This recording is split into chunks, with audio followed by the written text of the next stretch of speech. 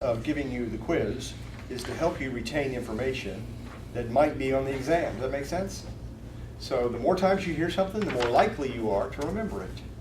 So what were the three components of POA? Planning, organizing, and take action. And action. What is meant by SMART goals? I struggled with that one. I Yeah. did not remember. Yeah. I guessed. I did. I Yeah. just put stuff on. They have to be specific, measurable, attainable, reasonable, and tangible. Remember, hers was going to be tangible because she was going to get a paycheck from the Peabody. Was it the Peabody front desk? Yeah. And then you're going to get a name tag that said Jessica Peabody front desk. What's the first action the very best managers do? Think of as well. Make a plan. That's what I said at least. Stay organized. I'll give you half. To prioritize. That's pretty good. Listen. No. Oh. All of these are important, but the first thing you want to do is set the objective. I want to find out what my goal is, so then I can create a plan. Or maybe that's what I said. What was Set a goal. the R and I think the I T said for set a SMART goal. goals? It's in the book. When you get the book, you'll see Okay. that it's reasonable and tangible. Specific, Measurable. measurable, Attainable. attainable, Reasonable. well, tangible. Right. Is it In other reasonable or words, realistic? reasonable for me, for example, for me to run a marathon in 2 hours and 15 minutes is not reasonable. For me to run a marathon, period, is probably not reasonable. Yeah. Okay? Running a 5K, in under 30 minutes, now we're getting close. Okay? We've got some opportunities here. Okay. How is management defined? Accomplishment. Thank you. How many people said accomplishment? And say And you know what? as well. So Ariel, here's what's funny. In the first class, I literally went to the board, okay? And I said, if I point to this and tell you it might be on the test, it Will be on the test. might be on the test. This isn't the test.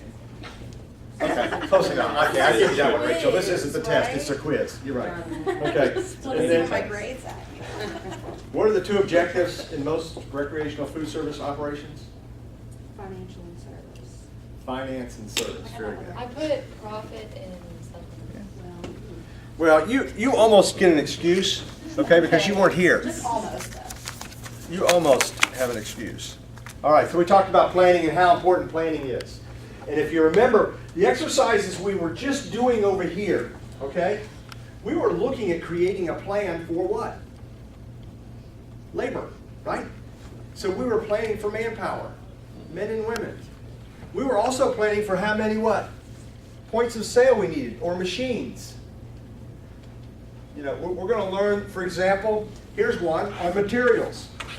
Typically, in this line of business, 50% of all sales are in sodas, beverages, bottled water. So if we've got 50,000 people coming to the event, how many soda cups do I need? 50,000 Yeah, 50,000. minimum. 50% of sales come from sodas. 50,000 people are coming. How many soda cups do I need? 25,000. Yeah, half. So half of the people are going to buy a drink. Okay? Does that make sense? Or maybe he doesn't buy a drink and you buy two. Does that make sense? So this is about planning. And we'll execute this more in about 2 weeks when we start talking about profit planning. All right. Now we're going to talk about organization. Organization puts structure in the plan. You might want to remember that. In other words, let's talk in terms of a different subject matter. English. How many people have taken English? How many of you have had to write a term paper? Okay. What's the first thing you do? Outline. No. What's the first thing you do? What do you mean? Pick a topic. You pick a topic. You decide what the theme is going to be. Okay, Okay? that's fair. That's fair? That's fair. Okay. Yeah. So you're going to pick a topic. So that's basically your objective. What's the next thing you're going to do? Outline. Why? Research. Outline before you write your thesis statement. That's right. You write your thesis statement first, don't you? No. Well. Yes. You write your supposed It to. depends on, Depends on how methodically you you could do write it either way. Sometimes People do it differently. If you don't Sometimes have it's your easier. thesis statement yet, a lot of times outlining it will bring you to your thesis statement. Right. Because you gotta decide like, Well, you would typically, you could have as much as, so I have a degree in biology and education, but anyway, you would always come up with a hypothesis first. This is what I think, okay? And then you go through the research and you try to find facts that will either prove it or disprove what your hypothesis is, right?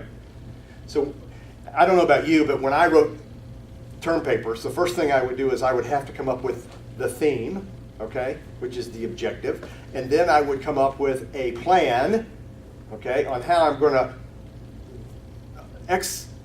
exercise this particular theme. And then, Rachel, what would I do? Outline. You create an outline. So you've now organized. I nailed it. You've organized. You're going to organize your thoughts, right? And you're going to go through that, and then you're going to create a pattern. And so that's the same thing we do in this business. So, for example, we've got 50,000 people coming to the stadium, right? And we want to be prepared, so we're going to create our plan. And our plan was, how many people are going to come to work? Everyone? Huh? Everyone? Everyone. Yeah. How many people do we need to schedule for work? Maybe I should say it like What that. was the 7. equation? 7 each. What was for this? each No, stand. what was the equation? That's right. 1.5 per POS? How many? 1.5 per POS? That's the people. How do I know how many people are going to come? Oh, I Tickets. guess, How do I figure out what POS is? I can't figure out the number of people until I know the POS. How many points of sale do I need for 50,000 people? 1.5? No. No, sorry. You need, I don't know. Go back and think. We said, if you remember, we had 50,000 people, and then we divided it by some number. What was that number? 150. We said 150 or 175 or 125, 125. depending on how good the service is, Right. right? So that's what you need to remember. Well, this is actually putting organization into the plan. So I got 50,000 people coming. Now I need to figure out how many people. So am I going to have really good service? Okay, are they going to be Peabody kind of hotel folks? You know, a little bit more experienced, affluent, expect better service? Or are they going to be like a high school game? Oh, it's gonna be good. You know, you want good service, so you're going to have 120, you're going to divide it by 125, right? And then that's going to tell us how many points of sale we need. Now, how do we organize that even better? Extrapolate the people we schedule. Multiply the points of sale by what number? The amount of points of sale. The points of sale multiplied by what? 1.5. 1.5. What is the 1.5? The amount of employees for each That's concession. an average, okay? But if I wanted to have really good service, what might I do? More employees. Overstaff. So what does that mean? That If I was going to look at the equation, what would I do? Point of sale 1.5, point of sale what? 2. Exactly. So instead of having 1.5, I want to have 2 because I want the service to be extra special. Okay? That's putting structure into your plan. That's organization. Organization basically holds the plan together. It becomes the glue.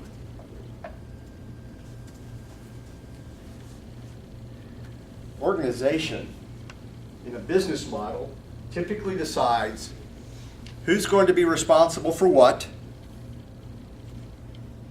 and what portion of the plan will they be responsible for. So you remember over here, I kind of drew a, really not a very good drawing of a concession layout, right? Okay? Who's responsible for greeting the guest? Cashier. Thank you. Who's responsible for the money? Cashier. Who's responsible for making hot dogs? Cook. Or one of the prep people back here? Right. Okay? Who's responsible for getting ice? Refilling the ice bins? Prep people. Prep people, good. Who's responsible for inventory? Manager. Good, very good, excellent. Stand manager or assistant stand manager. So, when you start to organize this, you're going to create an organizational chart. What page are we on, Rachel?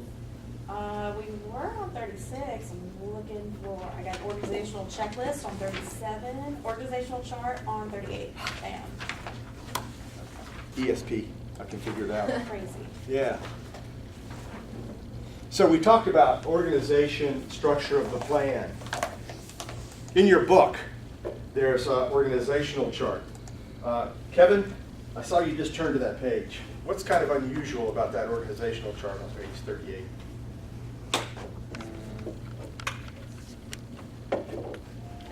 What's a little bit unusual?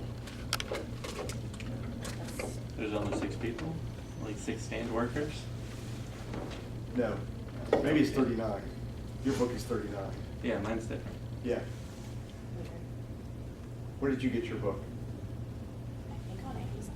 Amazon. I figured that out. You got yours at the bookstore? Yeah. Yeah. So you want me to sign that book? Not now. I got Yeah. Sharpie. Yeah. What happened is when I wrote the book originally, you get a few copies sent to you and you edit it, okay? And then you send it back because there are mistakes in there. Some the way they print it, sometimes this goes to a different page, but the table of contents says, chapter 1 starts on page 5. Mhm. And maybe because of this or that, so you have one of the originals that are Special. supposed to be sold. Oh, is that good or bad? It's a collectible. Oh. You're only one of about 4 people. And the reason I know you saw it on Amazon is because the same thing happened with one of our online students. She bought the book and it wasn't making sense. And I realized that she had gotten, and I don't know how they released the book. So the one that I purchased on Amazon, should I return and get a different one, or? It's just on a different page, but it's Yeah, outside one so page. what'll happen is, for example, on page 7, it's going to tell you to do like a self-test on page 83, and then a follow-up questionnaire on page 84. Well, it's really 79 and 80. The material's still in there.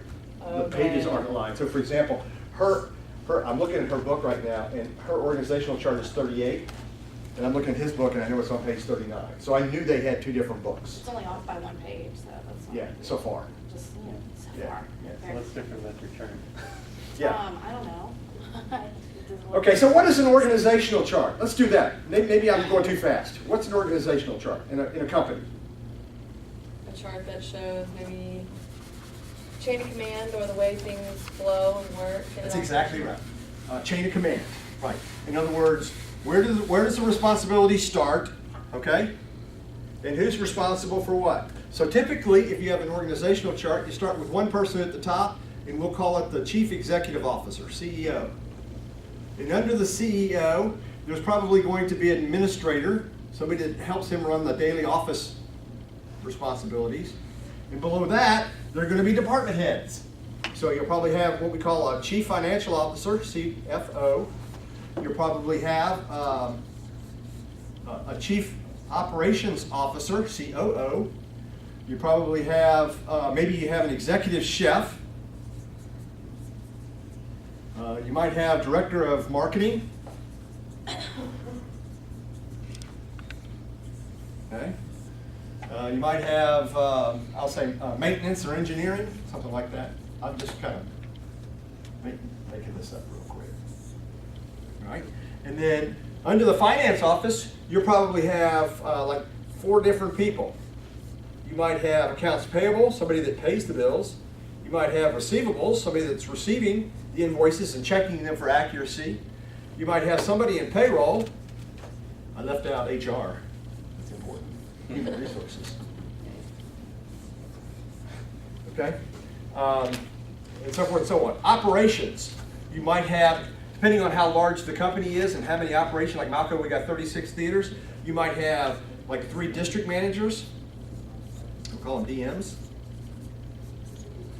And then under each DM, you might have, I'm going to say movie theater circuit. So you might have theater managers.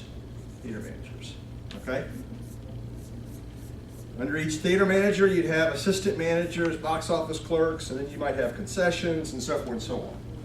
This is an organizational chart. Does that look familiar to you? Have you seen this before? Mhm. Okay, so now look at your book and tell me what's unusual about your organizational chart. It's upside down. It's inverted. It's upside down. Yeah. Reverse pyramid. So why do you think I put that in the book like that? Because you have to have a solid foundation for anything else to flow. That's really good. Really close. You can tell you're thinking.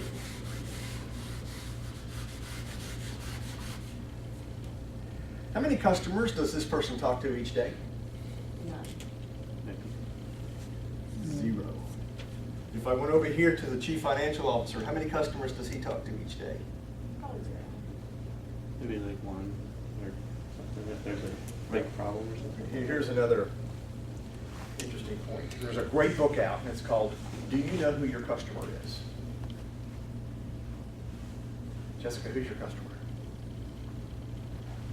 In my job recently, Just ask you, who's your customer? restaurant guests. Restaurant guest, who are your customers? Hotel guest. Hotel guests, who are your customers? Restaurant guests. Restaurant guests, who are your customers? Restaurant.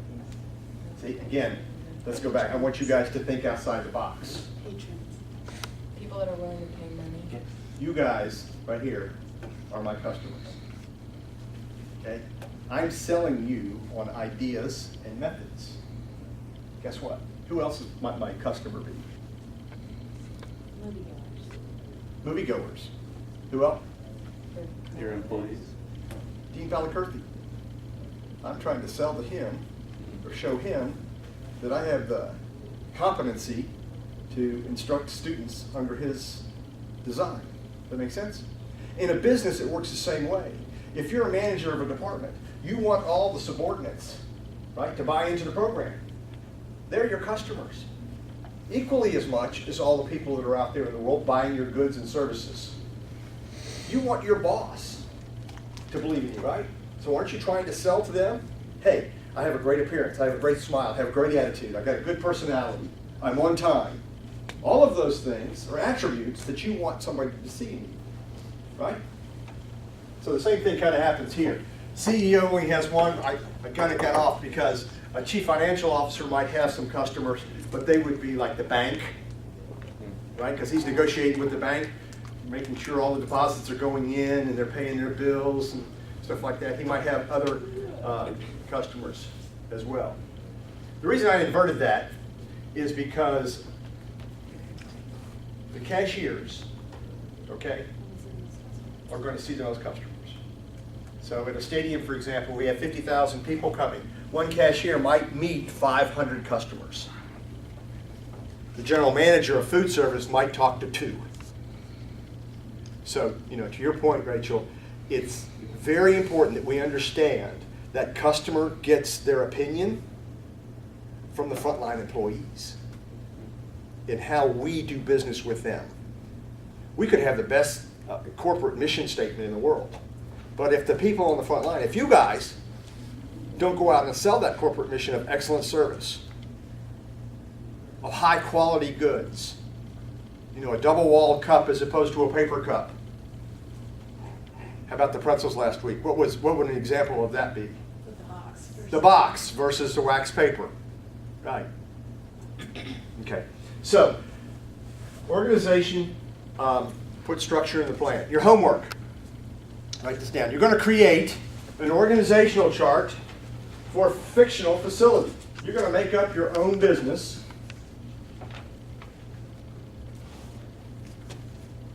And you're going to create an organizational chart. Now, I will tell you that some students in the past don't think I'm very smart. They might be right. But they very simply go to Google organizational chart, and then print that and bring it to class. Oh, Is that acceptable? Yes. Okay. Is it going to help you understand what organization means and creating organization with labor? Not as much as if you do it yourself. So everything we do with a purpose. We want you to practice this because at some point you're going to graduate, you're going to get a real job, and you're going to want to know what an organizational chart looks like. Who do I report to? Who reports to me? Question? Yeah, for what business did you say? Yeah. Fictional. A fictional, okay. You can make it up. Anything you want.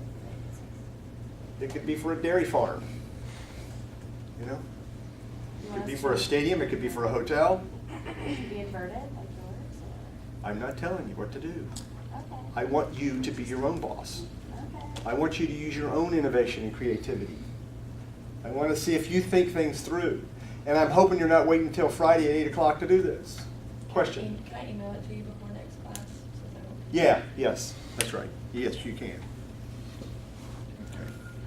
So, organization really puts responsibility on individuals to perform. This person over here, the Chief Executive Officer, what do you think his responsibilities are, or hers? To oversee the big picture stuff? That's exactly right. To find the right people to take care of the details. And these people have to find the right people to interact with the customers. Anybody followed this U.S. gymnastics story? Yes. And the president of Michigan State University. Have you followed that at all?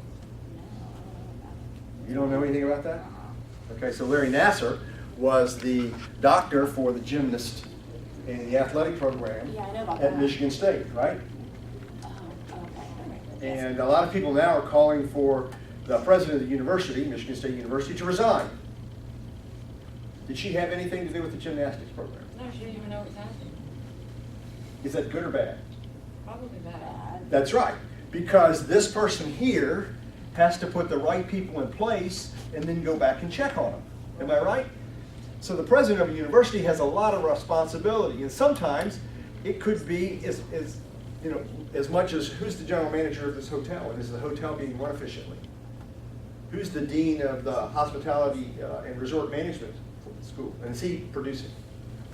Isn't that similar to like what happened at Penn State? Was their director of, who was it that you said their job was on the line at Michigan?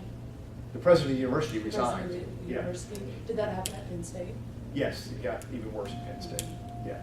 Are you familiar with the Penn State story? It's a football coach who was molesting young people in the locker room, and people knew about it. It's like They football take coaches action. and stuff.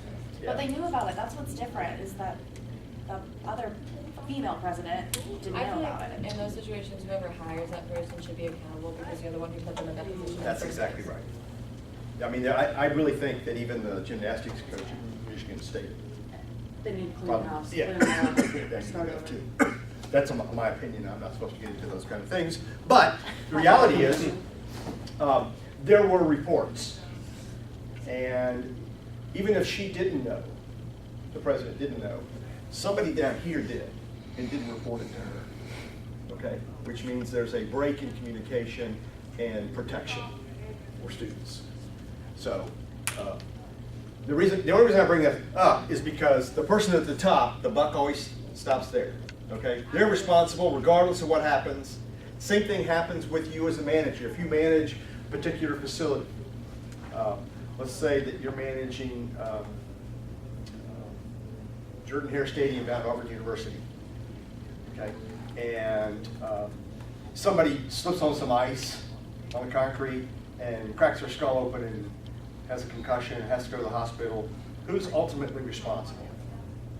The company, because you're supposed to salt it, right? Well, No.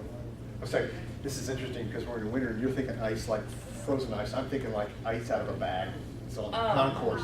It's laying there. People, you know how people are walking around the concourse, somebody slips on some ice and falls.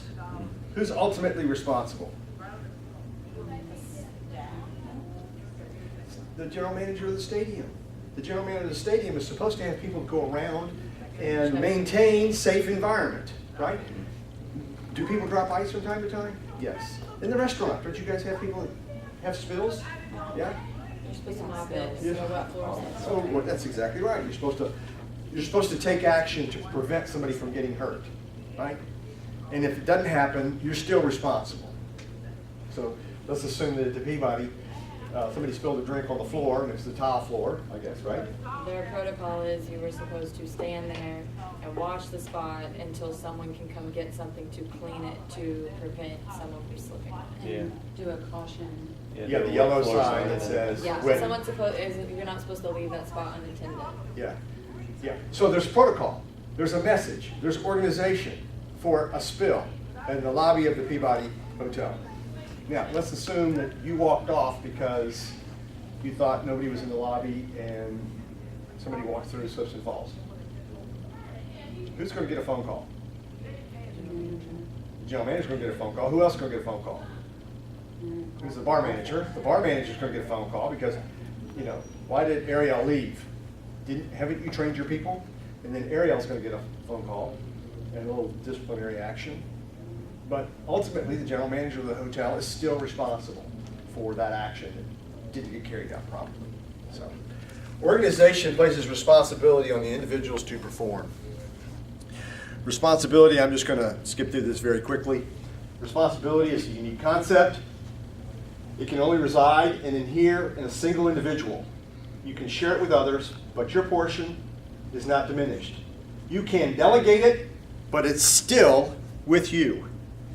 You can disclaim it, but you cannot divest yourself of it. Admiral Hyman Rickover, United States Navy, one of the first admirals to serve in the Pentagon. But in this particular case, in our environment where we work, I tell all of our managers, you're ultimately responsible for every piece of inventory. So when the delivery truck shows up at the back door and they've got a lot of inventory to have delivered and they bring it in the hall, if you sign that ticket, I'm expecting that everything that you signed for is there. That make sense? Now, a lot of managers are very busy and they're distracted. They have an employee issue, or they've got some operational issues, or they've got a customer complaint that they're trying to deal with. And they assign that responsibility to someone else. And that person doesn't do the job. Who's responsible? Manager. The manager. It's always going to be their responsibility. You can disclaim it, but you still have to accept responsibility. We had a manager many years ago that worked in our Jonesboro location. And I got a phone call one day. He said, Mr. Ritter, I got a problem. I said, oh, what's that? He said, I am 3,000 large drink cups short on my inventory. And I said, how in the world did that happen? What this means is each drink cup at the time was $5. So 3,000 times 5 is how much money? $15,000. He's off on his inventory. Is that good or bad? Bad. Pretty bad. Yeah, we all agree that's pretty bad, even what the standards are. Okay, it's bad. So I said, well, what happened? I said, have you recounted everything? Did you look behind the screens? Well, Mr. Ritter, here's what happened. So I'm going to assume this is like May, the end of May. I said, back in March, we took inventory. And I was a case short. Now there happens to be 1,000 cups in each case. So I was a case short. He said, but all my employees are honest. And I know nobody would steal anything. And so I just went through and looked again, recounted, couldn't find 1,000 cups, but I knew they were someplace in the building, but didn't know where they were. So I basically just added 1,000 large drink cups to my inventory, and we looked like we balanced. He said, I knew it'd show up in the next month. He said, but in April, we did it again, and lo and behold, I'm another 1,000 short. I'm another case short, and I don't know where it's at. And I know my employees aren't going to steal it, okay? And so I'm counting, you know, the stuff that's coming off the truck, and so forth and so on. Okay. And now here we are, May 1st, or, you know, end of May, and I'm another 1,000 short, so I'm 3,000 short, it's $15,000. I need your help. And what do you think I did? Let's play Larry Etter for a second. What did Larry Etter do? Well, what do you mean? What do you mean you keep. That's This is very the good first impression. time? Third time? Yeah. I feel like Third if time it this was has happened in a row. I feel like maybe the first time it would have been fine, but the second time you should have figured it out by now that Yeah. you're Yeah, another 2 to $1,000 3. short. Talk to You your put your employees, hands on because those like cups. obviously Or someone's if it- snatching those cups up. Or if it didn't show up within like a couple weeks after you realize that, then report it sooner rather than later. Yeah. So like, everything is there when it's coming off the truck? Everything's accounted for? I don't know. You don't know? No, because I'm in Memphis, Tennessee, and this is in Jonesboro, Arkansas. Right. Okay? So that's the first question I ask. Okay? Are you checking your invoices to be sure they're accurate? Oh, yes, sir, yes, sir, yes, sir. I do. I'm checking everything. I count all the customer that comes in, they put it in the lobby. Before we put it up, I sign off on everything. I said, okay. So he said he counts all the inventory. What was the next thing I said? Well, talk to your employees. No? Should you call the Check people that are cameras, dropping should it you- off, the vendor, whatever you're buying the cups from? Inventory shouldn't stop at the truck. That's right. That's exactly right. So the next question is, are you taking daily inventory? Yes, sir, we take daily inventory every day. And you're gonna find out later in the semester that it's mandatory that you do that in this industry because we count everything by the unit and we assign a cash value to every cup. So if we were selling those cups for $12 a piece, every one that's missing is 12. I only can assume that Kevin took the cup, sold it to one of his friends for $12 cash, he put the 12 bucks in his pocket. Okay? Or, let's say Kevin didn't do that. Let's just assume that Kevin has a friend and he wanted a cup, so he just gave him one. I lost $12 in sales. Does that make sense? So there are various ways this can happen. So, I got off track. Yes, we take daily inventory, Mr. Redder. Every day we take inventory. Okay? Are you telling the truth? So, Well, how what do are we- you So I'm asking you, $1,000? what is the outcome of this particular situation? Someone's lying, someone's stealing, Someone's someone's not doing saying their they're job. doing inventory when they're not. Right. Things are being signed off on, but not being checked, Yeah. which is a, And what's the biggest problem? So far, you've got it exactly right, but what's the biggest problem? management isn't. He let it go on for 3 months. That's the problem. Yeah, the problem is he didn't ask for help. One of the things I want to leave with you, if you ever remember anything, if you get into a management position and you're responsible for things such as inventory, and it's not right, your bosses, your peers, your supervisors are going to want you to communicate that. Okay? You know, I don't know about you guys when you were younger, but I'm sure you had some explanation from your parents. If you're going to be late, call me, right? And if you didn't call them, they got more mad because you didn't call them than you were late. Am I right? Mhm. Same kind of scenario. Same situation. If you have an issue, call me, tell me, we'll fix it. But don't let it go on for 3 months, and then 3 months, you know, or 2 months, or 60 days, and then say, well, I knew I had a problem, but I didn't want to tell you because I knew you'd be mad at me. Well, yeah, I'm going to be mad at you, but I'm going to help you find the problem. Because what I'm going to do is I'm going to assign somebody to follow that truck.